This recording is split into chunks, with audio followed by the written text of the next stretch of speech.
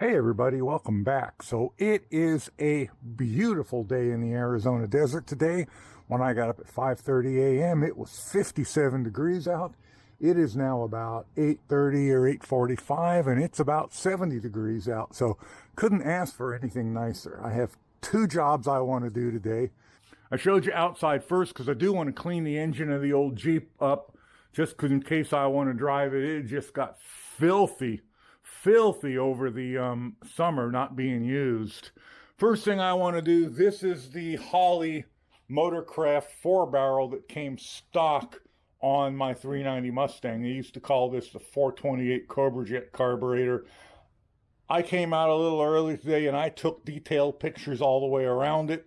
I want to get the side stripped down, the float bowl stripped off, and I want to get it in there, and I'm going to let it sit in there all weekend, heating and occasionally on the ultrasonic before I strip it apart and put a kit in it. Those are the two main things I want to do today. On a secondary note, probably won't happen today, may take a look at it tomorrow. I want to get the laser engraver that was sent to me back in there. That's back in there with a table I was using for it. I want to get that out and decide if there's any other signs I want to make, because I think I'm going to convert that into a plasma cutter. The Mustang is the most important thing for me to do over the next 3 to 5 months. So let's get this stripped, let's get it in there, then let's go clean the Jeep engine up. Well, I've got it this far apart and I've got one screw that does not want to come out. I had not intended on pulling off the throttle plates at this point, but this screw here does not want to. It turned out about a quarter turned and then stopped. I can go back in with it and it's not caught. I don't know if you can see it here. The bowl moves back and forth on it freely, and so does the metering block. So I've been spraying some stuff in here, and I took the throttle plates off so I could better get here, because I think I'm going to have to heat this. I'm going to start with my small little heat gun, and I'm going to hope that's going to let me do it.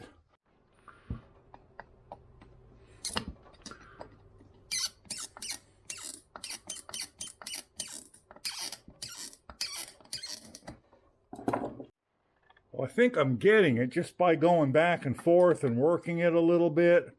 I've got it turning out about, I don't know, 2 or 3 turns before it starts to stop again. Maybe even a little more. Right about there is where it's refusing to turn again. So I think I'm going to spray it one last time. And I think I'm going to try a little bit of this. Just a little bit of impact on it and see what we get.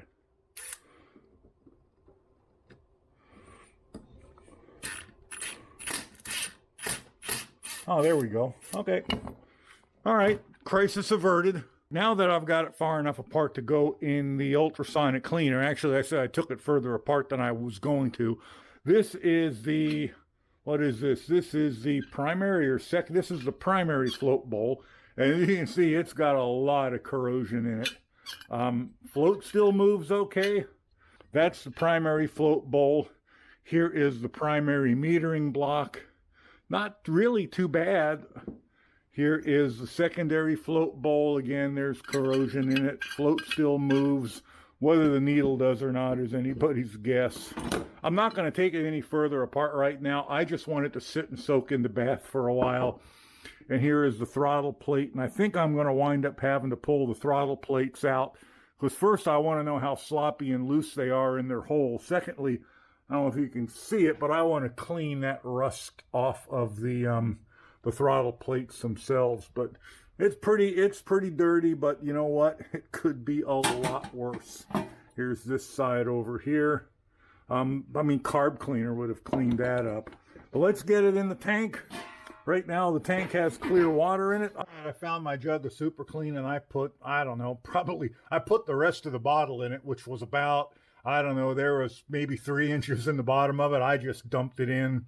I am going to give it, I'm going to turn the heat on, and I am going to turn the time all the way up to the max, which is 30 minutes. And here we go. I'm not going to pressure wash it because it's just all the dust and crap that settled on it throughout the summer, especially when it was really windy and we had, a couple of dust storms. I got a can of the Super Clean they sent me. Thanks again to Super Clean. Very good products. I've used them for years, and I'm just going to use this handheld sprayer. Can't remember where I got it from.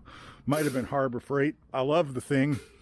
It's got two tips, one that was straight and one that was a flat spray like that, and the other one, the straight one's there.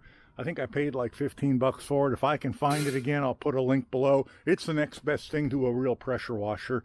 And got the Super Clean, got the coffee, got the Jeep, got the hose pulled out. I'm going to weed whack around it a little bit because the grass is getting a little bit ridiculous because of all the rain we had. All right, that's a little bit better. I just weed whacked around here real quick. What I don't want to do is I don't want to do too good of a job, because then my wife will poke her head out the window and say, what are we paying the yard guy for, and cancel him. Let's take our can of Super Clean. I think I'm going to put some grocery bags over the carburetor. Yeah, I don't know that I'm going over the carburetor because it's pretty filthy too. And oh, you know what? I did this. Remember the 3D printed valve cover plug I had, the blue one that I made out of that 95 durometer TPU? Well, it was just getting too hard to get in and out. So I did another one, and this time I made it hollow down in here, and I made it out of the 85 durometer filament, and it is, you can see it is much, much easier to get in and out. And it fits nice and tight. There's no wobbly, nothing's going to get in there. Much happier with that. And I liked it so much I made an extra one, even though I don't, oh, there it is. I liked it so much I went ahead and printed an extra one. That filament's kind of a pain in the ass to print. You have to keep pulling it off of the spool manually because it stretches so much.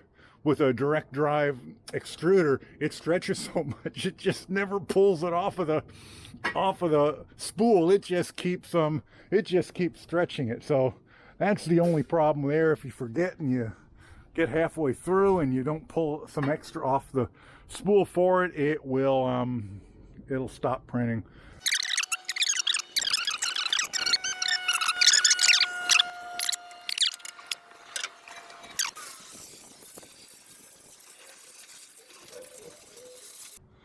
All right, there we go. That looks a lot better. I'm just going to go away and let it dry and come back when it's dry. You know, one of the problems with spraying water around here is I'm either watering grass that I don't want to grow, watering weeds that I don't want to grow, or I'm making mud.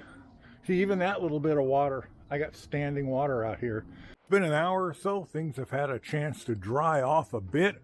Everything is looking a whole lot cleaner and nicer. Really happy about that. One thing I want to touch on is the fans and the fan controller in this, because I get asked about that a lot.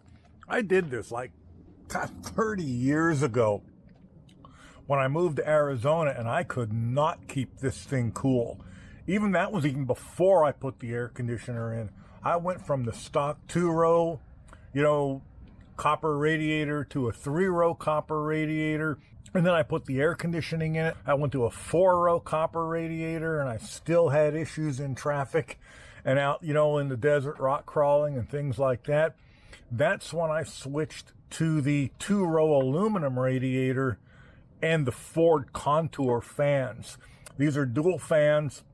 I think I took them out of a Ford Contour and a Reiki. I think I paid 20 bucks for them, and they have worked beautiful ever since.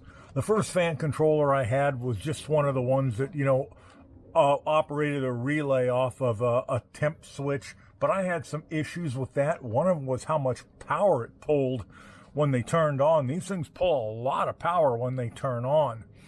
And then I wanted it to run for, a minute or two when you shut the engine off to cool it down. And that's when I bought that one down there. And that right down there, I know it's hard to see, that is the Flexolite PWM fan controller. And that's been in there for over 20 years. And I've never had an issue with it. It just works and keeps working and has always worked.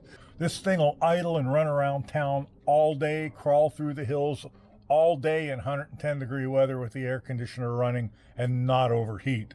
It has been really, really good. I know that now there are probably a whole lot more options and fans and radiators and things like that than there were, 25, 30 years ago when I did this.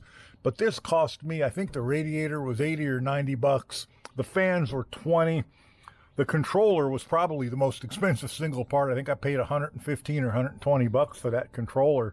Anyway, now that everything's all dried out, it's going on noon, and I want this to be a leisurely day for me because I had a kind of hellacious last couple of weeks. Very, very busy, very, very frustrating. So I think I'm going to call it quits. I'm going to go give the carburetor out in the ultrasonic cleaner another 30-minute run, and yeah, I think I'm just going to take it easy for the rest of the day. Have any questions? Let me know down below, and I will catch you guys in the next one. Bye for now.